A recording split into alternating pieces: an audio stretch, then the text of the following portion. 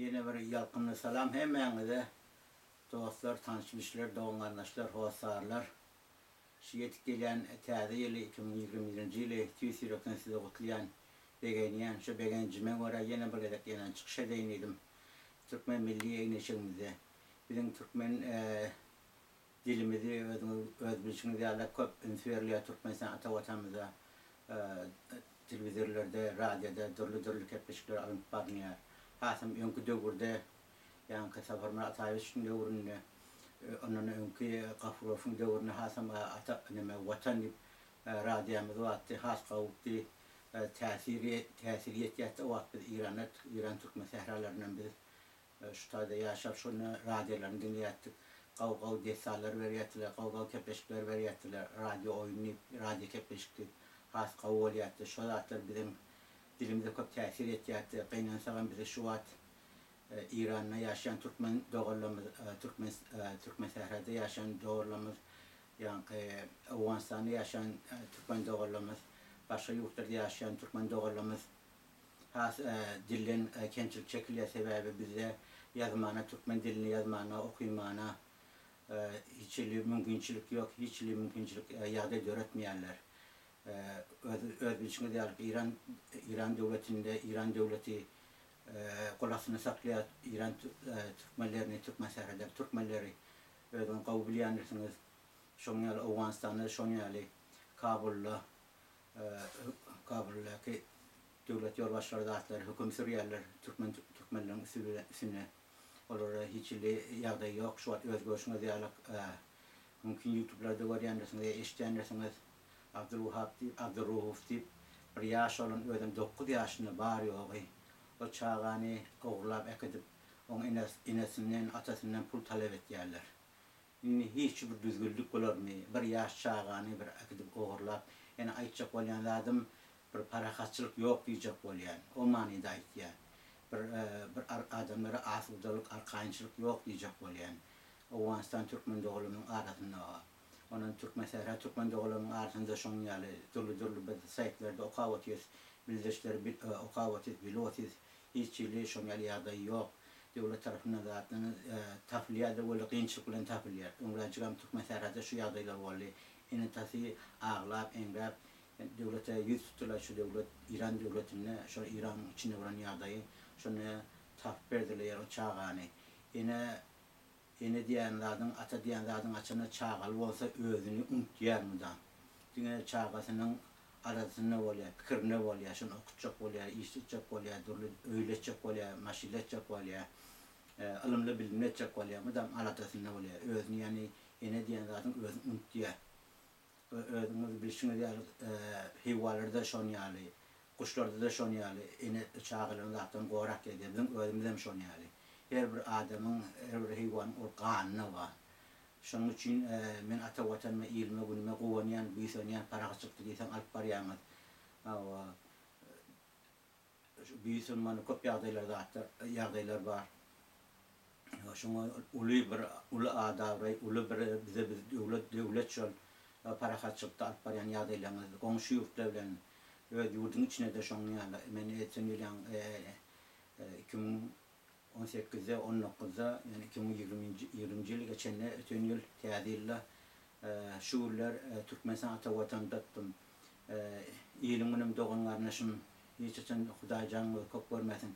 Asuda parahatçyklar birek bilen sila, hormat, täze suran saklapdyrlar, dillerini saklapdyrlar, birek silagyny saklapdyrlar, ýitirmenlerle dillerini saklapdyrlar, hasam dillerini ünsüpdirler, hasam gawy begenýän öz Türkmen döwletimiz, öz ýylymyz, öz doğan garnaşlymyz, öz hosarlarymyz. Şu bize açynda bir Türkmen ýetele, Türkmen öz dilini, däbini, desturuny, medeniýetini eýneşiň saklamasy o Türkmen de bolmaýar da ady Türkmen bolýar.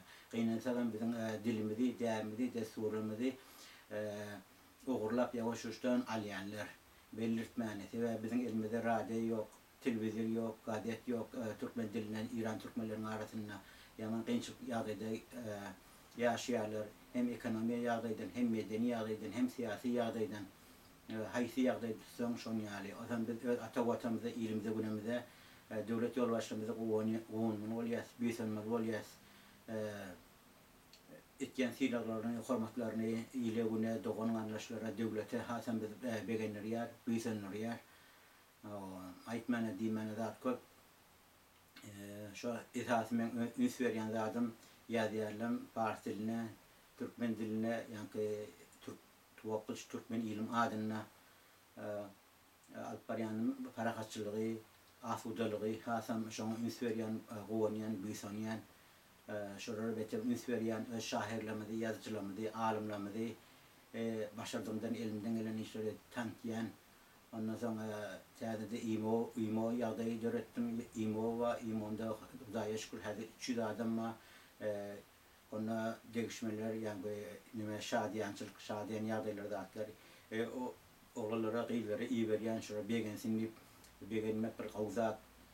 Begen geçseniz hemişe begen gedin şadiyan gedmek, begenmek adam öz canına diysen peydali, sağlığına peydali, ömrüne peydali. Bir kıyıslı ömürde bizimden bir silasak, hormat koysak, devletimize, ilimize, günümüze, yol başlamıza, arkadağımıza şon yani. Hasam devletin özü, Allah Teala'nın özüm ırsat verir, bereketli yurt bolar. Bizden biz Türkmen halkı, giyin halk bolan, dürlü yağdaylarda, kıyınçılık yağdaylarda, bizden başına çıkan, özünü görýänini bilýänirsiniz. Türkmenin müdam eline dutar bolupdyr. Dutar bilen öz duýgularyny böleşipdirler. Aty bolupdyr, ýeri bolupdyr, milli eňeşi bolupdyr, däpesi bolupdyr, dini bolupdyr. Müdam şonu saklap gelipdir. Häzem şonu saklap gelýär. Gelecekde de inşallah men özüm göz ýetirýän, inşallah ata watan Türkmenistan ýene 20 ýyldan, 25 ýyldan, 30 ýyldan ýylyň gitdiçe kövelliçe hasam avadalaşar Daşavul şäherine, Könürgün şäherem, ýollarym, şäherin içlerim avadalaşar. Başga şäherlerem şonu ýaly aýtjak umuman aýtýan welaýetlerin özleri ýyl-ýyldan avadalaşyp hemme kemçilikler ýawaş-ýawaşdan düzeler. Kemçilikler hemme zat birden ýagda düzelmeýär. Kemçiliksiz ýurt ýok, görýärsiňiz. Biz nähili öz ýurdumyza, watanymyza, Türkmen sährada ýaşap bilmän gelip bir ýat ýurtda ýaşap ýörüs. Ýat ýurdun duzun çörüni ýörüs. Ýat ýurtda kemaly ýetip ýörüs.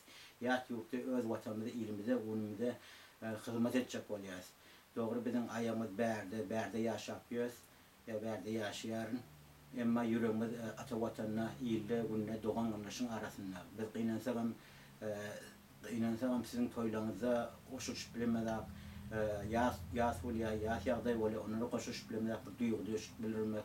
Ýöne daşdan, ýürekden, bärden bir aýda okuýas. Alazymyz ýok, şu bir aýraçylyk bir ýagdaý şon ýaly aýraçylyk çekip bererler badyr. Daşa ýurtda okap bererler badyr, işlep bererler badyr. Indi düşünşänlerler, eneýetiň atasynyň näýli zähmet çekişini, inçime pullaryny harjadyp, sizi hetde bilet puluňyzy berip, samolotun bilet puluny alyp berip, hemme ýagdaýlaryňyzy häli şunysyň aladaňyz etýärler. Näme üçin şol okuýsyllar, ilmasyllar, bilmasyllar gelecekde watana iýligine hyzmat ederler. Bizi bir horlanıp bir ýagdaý bolup biz şunu ýagdaýda diýip tämin bir ýara sawasy bolmasyn diýip elbetde sawasyz diýmegim okuýmak ýazmakda däde siyasi düşünjede, ilmi düşünjede, bilim düşünjesinde, ondan soň ekonomi ýagdaý düşünjesinde, siyasi ýagdaýlar, dürli ýagdaýlarda düşünmek gerek, bilmek gerek, watany iýligini goramak gerek, watany iýligini şu wagt özüňiz görüp içini daşyny gorap oturlar. Serhetleme diýsem parakatçylykda has gowaniyan, büýsenýän Türkmenistan ata watanymyz içinden şonýa narkotika garşy görüşip oturlar. Başga ýagdaýlara şonýa garşy görüşip oturlar. Emma mümkin käbilen gözüne görünmeýän bolsa gerek bu zatlar.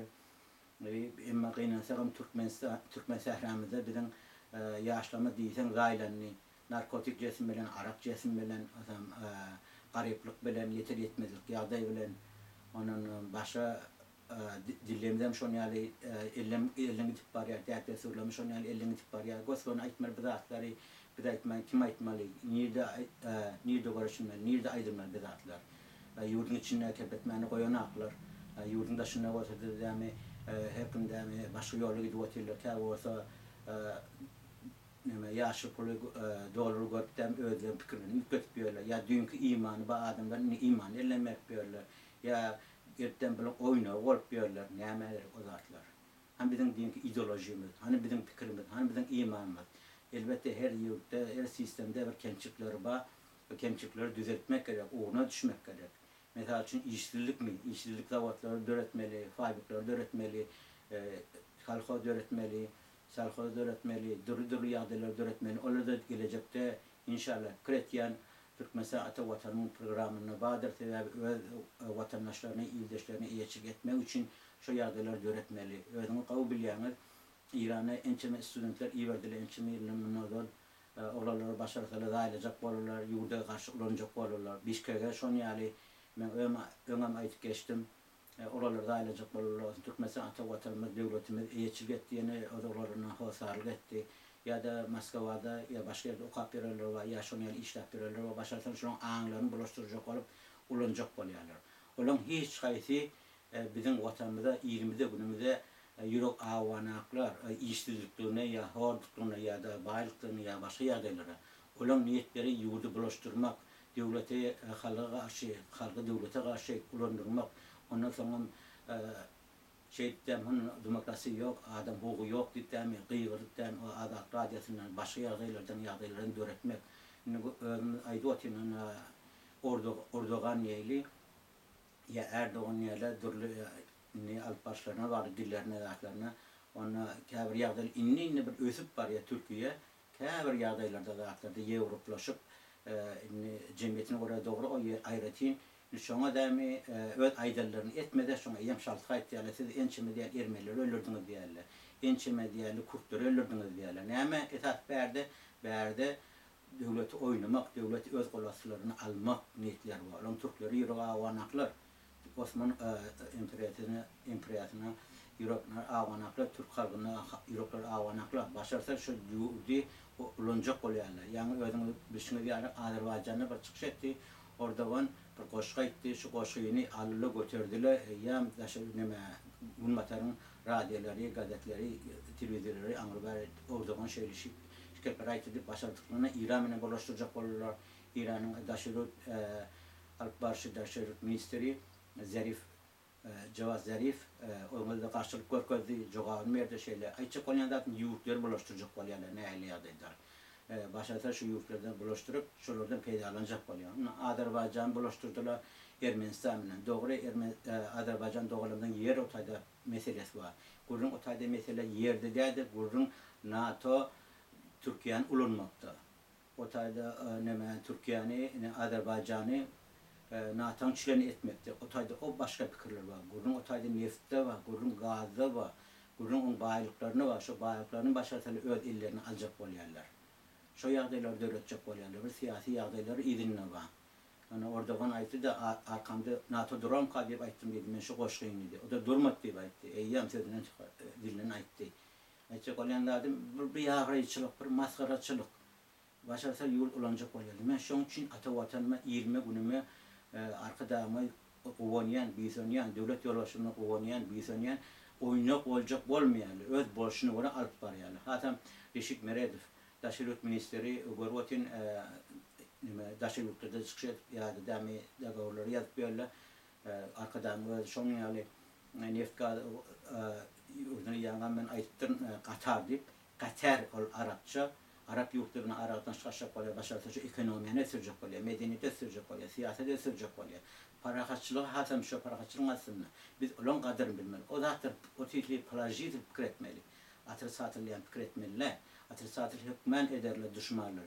Bizim öz Türkmen halkımızdan, öz Türkmen devletimizden başka doğasımız yok. Bizim hoğaslarımız yok.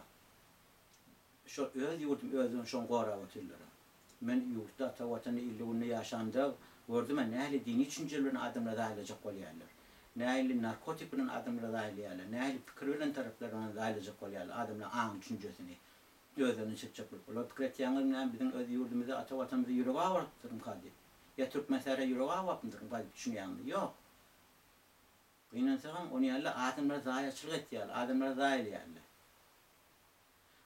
hangi düşünce bilen, pul bilen, başka maddi adayların, başka adayların düşünüyor. Biz şoları siyasi noktayı nazardan seyretmeli, ekonomi noktayı nazardan seyretmeli. Şunun niyetleri ne mi, fikirleri ne mi? Yurt bulaştıracak oluyor. Yani İran'ı en çime devlet yolbaşçıları çalıştı. Konstitusiye çalıştı mı? Yok. Barda gelip konstitusiye çalışana ne mi? Hayır var şun. Eğer de başa varmasa, amela aşmasa, ona Türkmen konstitusiyen havada Türkmenlerin İran Türkmenlerine Türkmen dilini yazmak, okuymak, mektep yağda öğretmek hem de yazıklı. Onun okul cemaati boyunca. Amela aşıyor mu? Yok. Amela aşamaklı. Kaytan Türkmenlerimiz narkotik bilincesinden zahil yani. Onu Azerbaycan'la turdu İran'la. İnçim ilminin özel. Yazıram şu yağdaylar var. Azerbaycanlılar öz dilmede iyi olacaktıydılar, öz mektebimde olmalıydı, abdest olmadı iyi olacaktıydılar. Hem ettiler şunu. Biliyorsunuz mu? Urumiye'deki İran'ın öz içine Urumiye'deki Kürtleri onun karşısında olanlar. Ya da şunun yani Irak'taki Kirkuk diyen şehri var, Türkmenler yaşıyor. Ortada neft, gaz, ortada bolçuluk, bayçılık. Şunları, yani Kürtleri şunun karşısında olanlar. Suriye'de şun yani. Suriye'deki o Türkmen devamında Ortaya'dan samolyotun vurdu, vayyanı samolyotunu, yaralı samolyotunu. Orada ay şunu goğa edip, beğenip, daha edip onun ver. Onun iline ne mi siyaset var? Olan özden çıkış etti. Biz dedi Türkiye'ye gelip Bosumot dedi. Türkiye'de adım sahnede da koşmadı dedi. O da berdi ne mi iline ne mi oylar var? İline siyasi oylar var. Ulan yerli, ulanacak ol yerli. Men giyecek bunu Gonya'nın, Bisanya'nın Atavatan'ın illiğine, şu parakasıda alıp barayan öz yerine oynak olmaya başka yurtları. Orsiyet bizim arkamızda var mı? Bolsa kavu olacak. Orsiyet ne hemen öngü sürüyor? Rusya ya Putin. Parakasçılık öngü sürüyor. 75 yıllık yaşadık önkü Sovyet sayının dövründe. Kurşun ne mi bilmedin atağımız, bağlamız biliyordu. Ola verecekti, ola kıncan uçunu faşistin evlendirdi. Hadaki yağda faşist, lote hadaki yağda ne hal oldu? Amerikan alpariyan siyasetler oldu, Angliyan alpariyan siyasetler oldu, NATO'nun alpariyan siyasetler oldu. Adımlara karşı, bire karşı. Tabii ikisinin arasında kapma karşılık var. Amerika ile Anglia NATO'nun çileleri, bir de Varşova'nın çileni. Önkü Sovyet sayıdın ortayadınki. Bunun arasında kapma karşılık var, özlerin arasında. Arasında, bunun ikisinin arasında kapma karşılık var, bunun arasında. Ama kim ölüyor arada? Kim helak oluyor? Halk horlanıyor. Şu an herkesi yardım etten Türkmenistan yani ekonomik krizden çıkacak oluyorlar, böyle büyük oluyorlar. Ona niye sonra adam hukuku?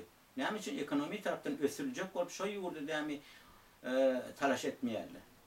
Ya alan yok vermiş onu yani. Afganistan'ı, Irak'ı, Suriye'ni, Somali'ni, Libya'ni, onlardan yani Ukrayna'yı başka yurtlar alırlar. Elçilik ettiler şunlar. Neftine, gazına, yurdun içine darp attılar. Şunu siyasi mi? Demokrasi şu mu? Adam hukuku şu mu? Bunu ne için Birleşen Halklar Kuraması dum oti? Yani göz görmüyor mu ya? Bilmiyor mu?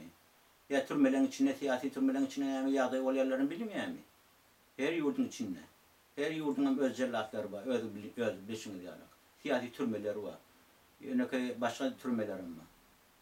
Adamı horon oti, dayan oti, dürlü yağdaylar var. Sen o taraftan görsen Türkmenistan burada güllük. Ezillik. Hiç saat bizim İslam oyunca olmuyor. O İslam oyunca yavaş yavaştan birden olmuyor o zatlar. Ben dün görüyorum ki o zatları, dokumenterleri, filmleri var yani. Çilime karşı, çilim kop ulanıyor hem yurtta. Narkotik şunu ulanıyor, ya yara satmak ulanıyor, yara zatları. Şun evine geçmeli. Kaçım şun evine geçmeyeni, şun evine geçecek adamları, dürlü yağdayı öğreten alimleri öldürüyorlar. Nereden bizim haberimiz var? Nereden biz biliyoruz? Nereden bir adamlar oğurlanıyor, yetim oluyor? Ne alimler, yazıcılar, öyle çürüye batıyorlar. Türmede çürüye batıyorlar. Onun adları belli de. Kaylar adları belli de, familyaları belli de, suratları belli de, ne olayan başlarına belli de. Ama kavir adamlar ki öz adamları peydanıp bilecek şu adamlardan olsa, şunu öz behbiyet için ulanıyorlar, uloltuyorlar. Ama öz behbiyet için olmasa, seslerden çıkaran akıllar. Hiç ses çıkan akıllar. Onu bizim öz can dostumuz Tumaç, Vahidi, Corcani, Şehnazi, kim Şehnazi. Ondan sonra başka yoldaşlarımızı, aklımızı aradan ayırdılar. Kim bir ulan ayırdılar. Kimin ses çıktı? Hani Birleşen Halklar Kurulması'nı izlemiştik onunla. Hazırım şu yağda devur bir duati. Yon yararlı aradan ayıran olsa narkotik bunu aradan ayıran. Başka yağdayla bunu aradan ayıran. Gözetimiz giyin var onun için. Dünya karışan giyin var onun için. Görüyorsunuz, biliyorsunuz ne oluyor bütün dünyada. İyiliğinin arasında. Şunun için aytiyanın vatanın iyiliğin günün doğanın kardeşinin kadrini bilin. Vatanın iyiliğin günün yolbaşıların kadrini bilin. Yolbaşılarını sayılarlarım, getiririm, ayrılırım, koyarlarım. Bunun özellerini. Esasat bir yerde yurdun parakatçılığı, asudoluğu, yurdun ösmeği. Yungu sayı devrunu yaşap veren yurtlar, Kazakistan olsun, Türkmenistan olsun, Tacikistan olsun, Özbekistan olsun kabir yurtlar, yavaş yavaştan ösüp var ya kabir yağdaylarda. Aslında parakatçılığı ins veriyorlar. Ama bula görüp bilin aklaşa yağdaylar. 19. asırın başında Yungu sayı dönem olsa, inni 21. asırın başında, 20. asırın başında buna başarıda şunu dargatacak oluyorlar. Durlu siyasetler bilen, durlu oylar bilen. Şunu düşünün, şunu bilin.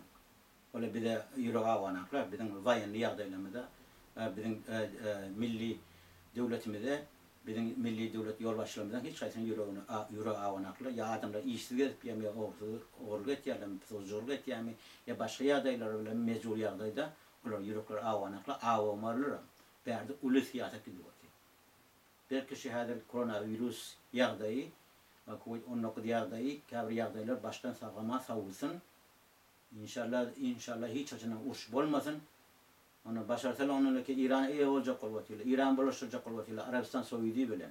Onu Persiz Kızalif'ta, yani denizde ulu yarakları yürüyor. Onu Polşa'da, 1939 yılda Hitler çoğalmadı. Hadi o tayda da hem yarar güçleri, yarakları köpel otuyor o tayda. Hem de radyacıkları var. Adam radyası, dürlüdürlerde, dür halklarda. Ne için? Şu halkları ezmek, kolasını almak. Yani Hitler yarar uç bilen adımla 40 tane, 30-40 milyon adım dargadan olsa, bunların başka türlü dargatacak oluyorlar. Böyle adamların arasını birlik kapmak şey edecek oluyor.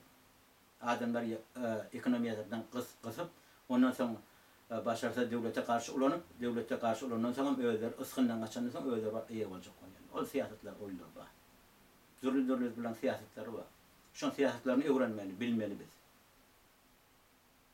Doğrudur, ben kabirdatları yazmağına, Fars diline, Türkmen diline, YouTube'da gösterine yazıyanım, hiç çekincem yok.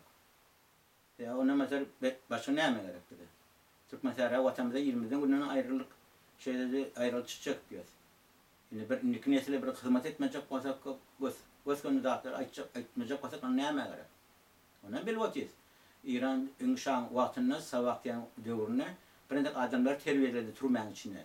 Bizim öz yolbaşlarımızdan karşısına, şunu ulanırlar, revolüsyon son. Ondan sonra o yurdun içindekini basıp yatırdılar mı? Yurdun taşını ulanıp şoları. Suratlarından koyuyorlar, şehitler, adlarından yazıyorlar, yüreklerine mağuya şeyler, 80% şu işleri etkilerler, ama 20% olsa devlete işler şeylerler. Ama opozisyonun rolünü oynamak değil yani. O her yurtta, her devlette var. O zatları biz bilmeli, o zatları biz tanımalı. Oynak olmalılar biz zatları için. Kim bilir kimin ne edildiğini, ne oyun korkutup verirlerini. Hani bilen diyorum ki iyi mallar ne mi oldu? Ne ösüptürün, sana kitap okaptır ya okuman ösüptürler. Yani hem zaten ne diye, kapitalizm cevap veriyor, kapitalizm ösmeli. Kapitalizm kan sonra o. Onun meternami. Vulas alandan sonra her yurtta şu adamların onunlaki Vietnam yağdayını görün. Japonya'nın yağdayını görün neymi başına getirdi. Şili'nin yağdayını görün başına neymi getirdi. Ya yank aytan yurtların görün yağdaylarının başına neymi oylar getirdi. Adamları zayladılar. Yara öyle. Kızış veren, sansı veren, ekonomi yağdayı veren, siyasi yağdayı veren, medeni yağdayı veren, işsizlik yağdayı veren, narkotik yağdayı veren, duru yağdayılar adamlar zayladılar. Şimdi fakirli öz yurtlarını, öz topraklarını yesir olup yaşap yerler. Ama fikir etip görün. Öz yurdlarını. Yaşa gitip görmeler, Afganistan'daki Türkmen de olamaz neyle olup yaşap yerler. Özbek de olamaz neyle olup yaşap yerler. Yesir olup yaşap yerler. İran Türkmenler neyle olup yaşap yerler. Yesir olup yaşap yerler. Ya başka yurtları var, şon yani. Ya gelsin Amerika gelsin bize arka olsun, kömek etsin, rahat etsin, biz şu hükümetten dine elip götürüyor. Ne mi oldu? Yine Amerika'dan din bilmen yerler. Ama Afganistan'ı var. Talibanlar da öğretti, Al-Qadan da öğretti, DAEŞ'i de öğretti, El-Şahab'ı da öğretti, Hizbullah'ı da öğretti. Türlü partiler de öğrettiler. Özlerim öz yurtlarına karşı, öz adımlarına karşı. Gününe kan döküş. Gününe ya göçüyor ya birini oğurluyorlar ya başka yardaylar da öğretiyorlar. Adamların ağın düşüncesini dargattılar. Yarım asır olup geliyor. 50 yıl. Onun böyle yurt ne? Çünkü de orada neyle yaşap ettiler. Neyle öyle Necip Allah'ın dövrüne neyle yaşap ettiler halk. Böyle kafirlere geldi, Kur'an'ı ortaya edip, öğleri ortlayıp, mescitleri ortlayıp, onlardan oraya ettiler. Aynı getirtiler de para kaçtılar. Ne için getiren akla? Zarif Nezer'den bayağı ihtiyattılar, Nezer'den, onunla Rade'den. Ay tanka ihtiyattılar. Hadirem yavuşan ağına kurban, ya beylekle tanka yapıyorlar. Onunla bizim Samsağımız, Gorot'un Muhammed akıllı gurlar, Samsıklar nemedir? Her gün sonra radyasına kullanıyor. İzlenemden ona yurda karşılarlar. Ettim adımdan kan kızdıracak. Yok, oyuncakla başka yerde. Ama başka yerde açsın oynar. Türkmen devletimiz, milli devletimiz ben hiç sana oynatmam. Oynatmam şu açıda. Şu an bir koyun. Gözlerini yüzünüze ait yani.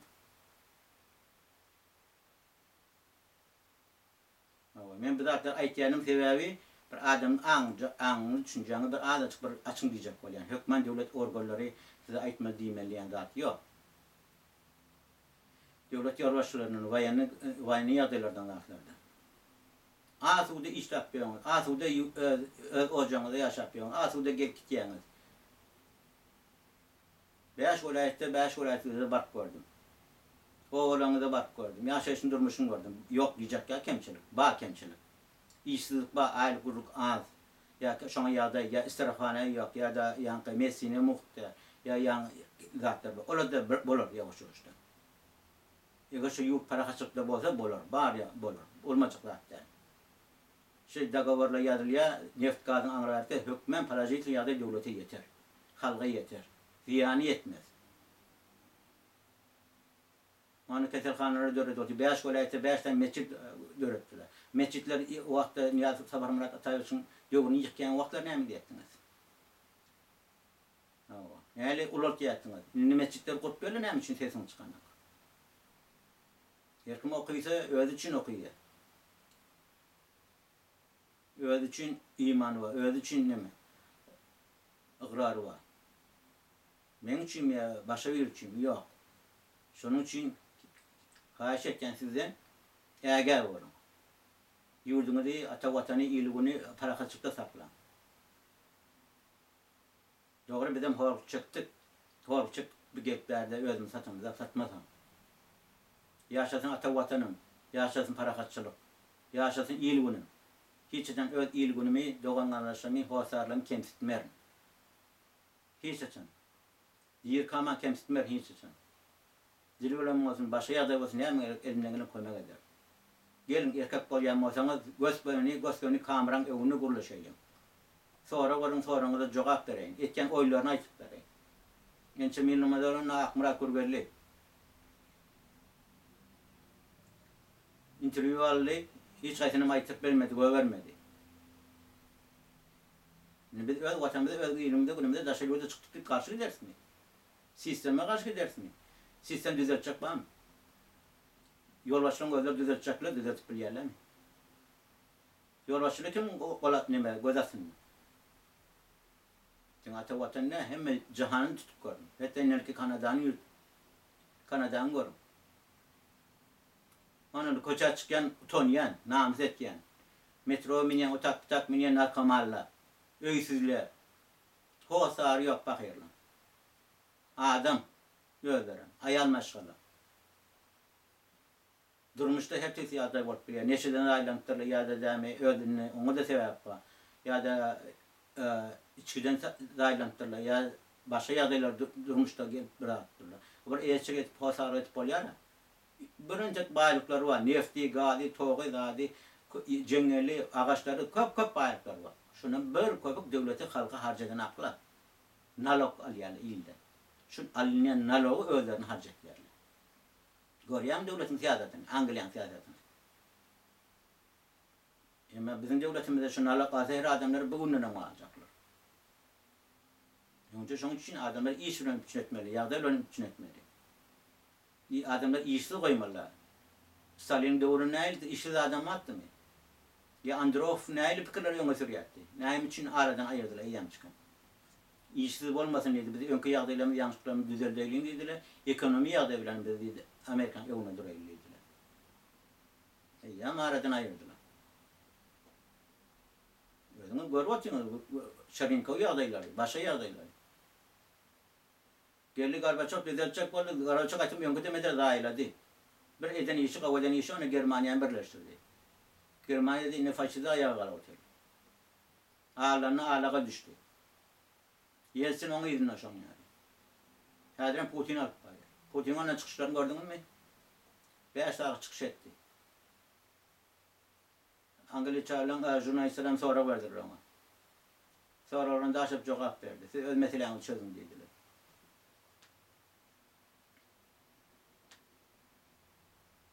Hadi öz yurtlarına anlatı kara ak yaşlı dürlü adam rengini sayır yapıyorlar böyle. Öz yurtlarını düzeltip bilmeniyorlar. Git bizim yurdumuzu düzelteceklermiştik. Yok. Önce yurdunu düzeltecek adam öz yurdunu düzeltir. Ondan sonra başka yurdu. Birisi hani dünyada görün, haysi yurdun bir ösen yurt diye. Anlar ki aileyle vesiye. Şöyle bütün dünya devletlerin pullarını saklavatı bankta. Şu an pulu bile nem halkını iyidirvatı.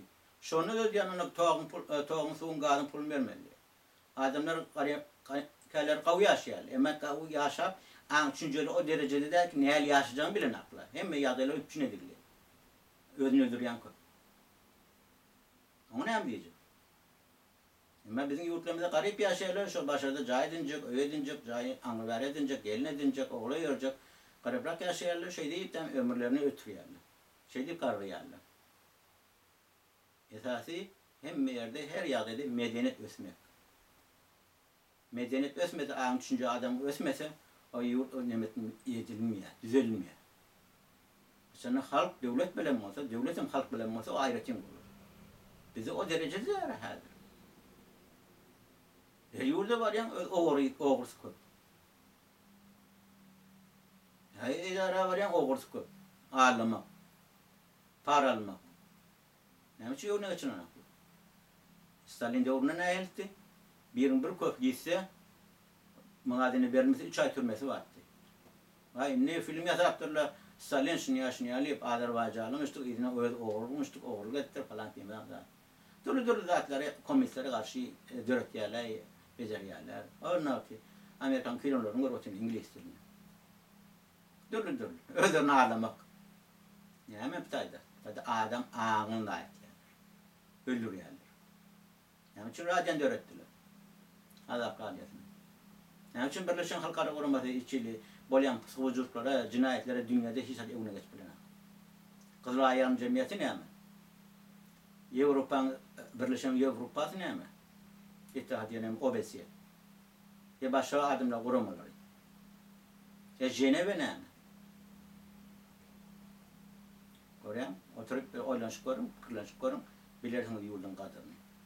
Ayçaka yurtta kemçilik yoktu. Kemçilikleri başkadan düzeltecek olmalı. Umuman teadirin başına kavradatları ayıttım, dedim. Bir tesir etsin diye.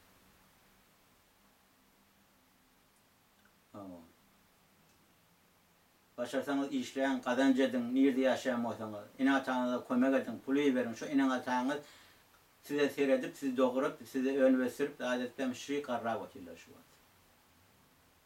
Hoğlan vakiller şu var. Şuna gerek. Ertesi gün size inatağı oluyorsunuz, ne ki olamışsınız, ne hayli kavuruyorsunuz. Orada size şey kemale getirdiler. Doğrudur kayları hor yaşanır, hor yağda getirenirler, orada bir nerede varmalılar.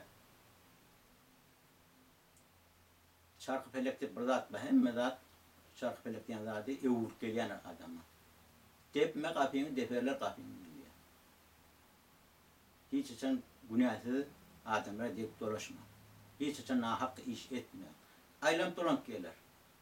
Ben köp adamlarla oturuştum, yazıcılar bilen, alimler bilen, tarihçiler bilen, jurnalistler bilen, türlü yadaylar, generaller bilen. Eden işleri, günahsız eden işleri adamlara adar verirleri, yine gerçek otiller, olamış olur. Ben şu anda burada ne yaşayattılar? Ben de yol başına baktım. Yine beyde baskunçuluk çektik, ayrıçılık çektik, besbakçılık çektik böyle. Redeklerin eline yerini alıp değil. Yani kıdır son yani. Hem de evulup geliyen fikir etmem. O dünyada cevap vere falan Allah'ın o dünyaya koyan nedir? Şunu bilip koyan. Çekersin çekmeyen şu derdi, şu cehennem. Hiç nahaklar galiyen nedir yerin izinde. Nahakkanım şun yani.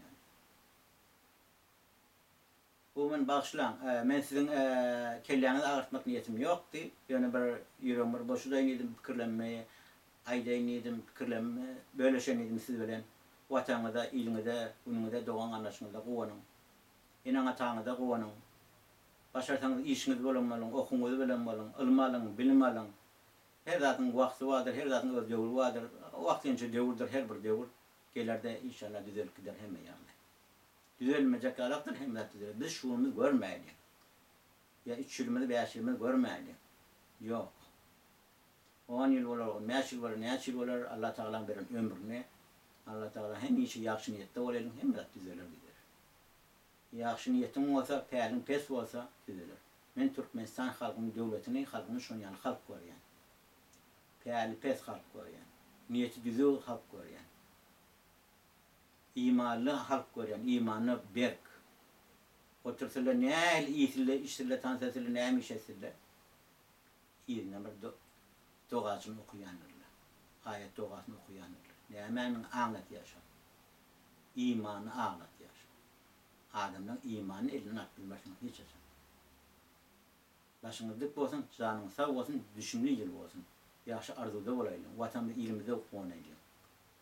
Men için, bir için tağut yok. Hayız devri olsun. Gafurov devri, Şahcabatırov devri, Zafer Murat Atayev devri, Hazırki devri, Kurban Berdimukhniş devri, Hazırki devri, Hazır Hasan Kav devri. Beterden beter var diyorlar, şunu bilip koyun. Hani bizim Şah devrine nehli yaşattık, getirdiler kimleri? Moğla ahulları. Ahul Moğlalar hiç açan dini yad eden siyasete kaçmanın hakkı yok, hukuku yok. Koştular, ulanacak kollar. Şu yurdu yüzürler, iyice serptirler. Üniversiteden yurdu şey diyorlar. Bizim ata vatanımızdan şunu yani üniversiteden yurtların biri, Türkiye yurdu şunu yani üniversiteden yurtların biri. Başarsalar şunu şartla katıp türlü yerleri yad eden ziyan etecek o yani. Onu Türkmen devleti yağışları artık başarttılar onu. Şunu bir koyun. Sistem bilen kabir yağdayı bilen şu olup çeken yağdayları fikir etmeyen düzeltilerin tabi yok. Asırdan asırda geliyor, nesilden nesile geliyor, düzelme. Kabir yağdayları düzelip geliyor. Yoksa 20. asırda adamlar bir derecede yaşamalılar. Hasen esen derecede yaşamalı. Başına dik olsun, canın sağ olsun, düşünlüyül olsun. Belki yine 2 yıl inşallah oturmak, kabir fikirleri bölüşmek size bilen nesip etsin. Herkim arzunu yetsin, niyetini yetsin. Yaxşı niyette olaydı. Hiçbir beynlerini iline günden doğan kardeşten hosadan ayırmasın, şu kıysa devirde, kıysa ömürde. Ama akbar ne yapacaklar? Çaykanı motu. Verdi esas saatler, ulu devletten bağırtıkları, şun gözlük geldiler, şun bilip koyun. Hazırca hoş sağ olun, yine nesip etse, kabir fikirlerimiz sizlerden gelecektir böyle şey.